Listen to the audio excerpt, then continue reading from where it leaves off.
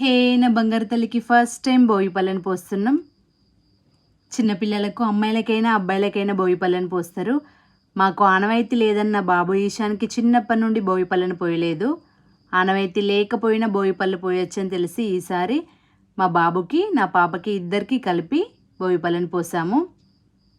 దిష్టిని తీయడానికి రేగిపళ్ళు, పువ్వులు, కాయిన్స్, అక్షింతలు, చెరుకు ముక్కలు వీటన్నిటినీ వాడతారు. భోగిపళ్ళు పోయడం వల్ల పిల్లలకు దిష్టి పోయి ఆరోగ్యంగా ఉంటారు. ఫస్ట్ నేనే నా పిల్లలకి దిష్టి తీసిన తర్వాత ఇంట్లో వాళ్ళు ఎవరైనా దిష్టిని తీయవచ్చు. ఈ భోగి పళ్ళను పిల్లలకు 5 సంవత్సరాలు వచ్చేవరకు లేదా 10 సంవత్సరాలు వచ్చేవరకు కూడా పోయవచ్చు. పిల్లలకు దిష్టిని తీసిన తర్వాత హారతిని ఇవ్వాలి.